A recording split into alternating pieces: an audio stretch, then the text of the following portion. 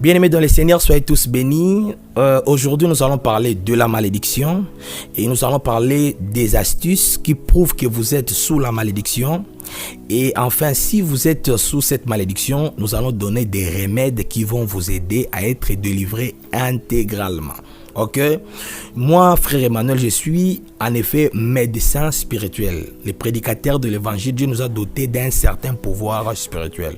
Nous guérissons les malades, pas avec une intelligence scientifique humaine, mais avec une intelligence scientifique spirituelle. Ok, alors voilà, aujourd'hui, je suis venu pour dire à quelqu'un que la malédiction doit stopper. Mais pour que cette malédiction la stoppe, tu dois comprendre d'abord qu'est-ce qu'est la malédiction. Mais j'aimerais vous citer 2 ou 3 types de malédictions par rapport au temps.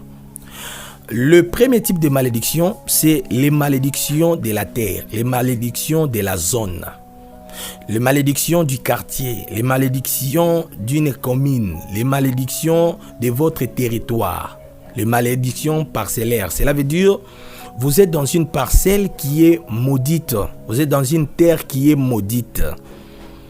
En effet, ce n'est pas toi le problème. Toi, tu n'es pas maudit, mais c'est la terre qui est maudite. Cette malédiction, c'est celle d'Adam. C'est la malédiction d'Adam. Dieu n'a pas maudit Adam, mais Dieu a maudit les sols. Dieu a maudit les milliers où Adam devrait vivre. Adam était béni. Adam avait reçu la bénédiction de Dieu. Dieu ne maudit pas celui qui l'a béni. Mais alors, Dieu a alors maudit la terre. Et Adam devrait vivre sur cette terre. Voyez-vous, vous imaginez ça? Comme exemple, quelqu'un qui a fait l'informatique. Vous lui donnez un travail qui consiste à faire le champ. Il ne va pas se retrouver. Il va labourer le champ comment? Parce que lui, il a étudié l'informatique. Donnez-lui l'ordinateur. C'est ça le problème avec la malédiction de la zone. Cela veut dire, tu es béni, mais cette zone-là est maudite. Ta bénédiction n'a aucun effet sur la zone parce que cette zone-là est maudite. Plusieurs personnes aujourd'hui se retrouvent dans ce genre de situation. Donc, tu es béni, mais tu te retrouves dans un terrain maudit. C'est ça ce qu'on appelle la malédiction de la zone. Ok? Avec ce genre de malédiction, il y a une seule solution, c'est de quitter, c'est de sortir. Moi, je vous dis, il y a des milliers où tu ne peux pas évoluer si tu ne sors pas. Tu dois sortir, même si tu as un grand Dieu. Ces milliers-là, tu n'évolueras pas. Ce n'est pas ton millier de bénédictions. Voyez? D'ailleurs, le Dieu que nous prions, c'est le Dieu qui a dit à Abraham, sors, quitte le pays de ton père. Va dans la terre promise. C'est ça, le Dieu que nous prions. Ne crois pas que tu es plus fort. Il y a des milliers comme ça que tu dois sortir. Oui, des parcelles que tu dois éviter, même si on t'a dit que tu es un enfant de Dieu. Non, il y a des parcelles que tu dois quitter. Il y a des milliers. Pour toi, tu ne vas pas évoluer.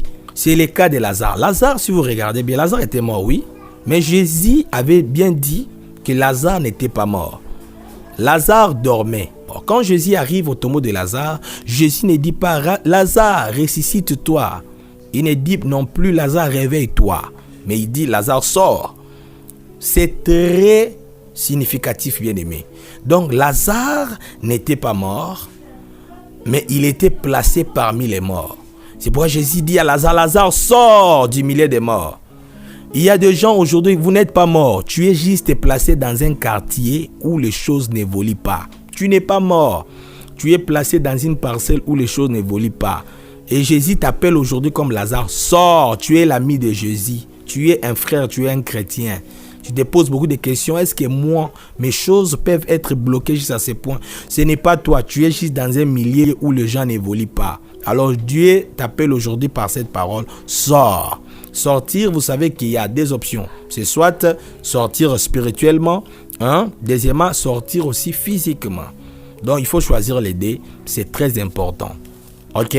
Deuxième sorte de malédiction, c'est la malédiction humaine. Un homme qui est maudit. Alors cette malédiction consiste donc, bien aimé, à anéantir les efforts de l'homme. Cela veut dire que tu fais tout pour perdre. Tu fais des efforts pour ne rien gagner. Et c'est quelque chose qui est vraiment un cycle et ça tourne.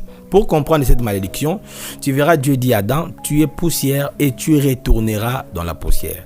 Cette parole nous montre un cycle. Cela veut dire tu fais du sur-place, tu fais tout, mais tu te retrouves dans ton point de départ. Cela veut dire rien ne bouge, rien ne marche dans ta vie. Alors ici, il faut comprendre que la malédiction de l'homme, c'est tout un système. Vous savez, dans la Bible, il y a une femme, cette femme s'appelle Ruth la Moabite. Si vous lisez dans la Bible, les enfants d'Israël ne peuvent pas se marier avec le Moabite. Mais qu'est-ce qui s'est passé? Ruth maintenant trouve cette chance, cette grâce d'épouser un enfant d'Israël.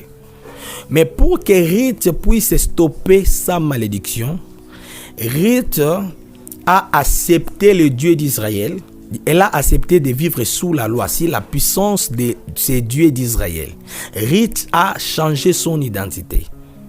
Cela veut dire Ruth n'était plus moabite, mais elle est devenue israélite. Ruth devrait maintenant bénéficier de cette bénédiction d'Israël. Alors bien aimé, quand vous remarquez que vous êtes sous la malédiction, quand vous remarquez que les choses ne marchent pas, que vous faites du sur-place dans votre vie, ici, il ne faut pas seulement beaucoup prier, mais il suffit de changer les systèmes. La première des choses, c'est d'abord croire au Seigneur Jésus-Christ. Il faut vraiment bien croire au Seigneur Jésus-Christ. La deuxième des choses, c'est abandonner les péchés. Il faut faire un effort d'abandonner les péchés. Et la troisième des choses, c'est suivre Jésus-Christ, s'identifier au Christ. Alors, suivre Jésus-Christ ici, c'est ça le plus grand problème. C'est suivre la parole, c'est choisir une église où vous allez prier avec engagement. Il faut changer le style de vie pour vivre la bénédiction. Parce que quand je parle de la malédiction humaine est une question des esprits. Elle n'est pas d'abord question des hommes, c'est une question des esprits. Il faut comprendre ça. Cela veut dire que ce sont des esprits qui vous bloquent.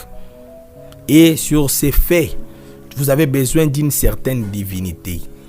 Nous avons besoin de Jésus. C'est lui qui peut débloquer toutes sortes de malédictions. Alors, il faut vous engager personnellement, croire au Seigneur Jésus, croire qu'il est Seigneur et Sauveur, donner toute votre vie à Jésus.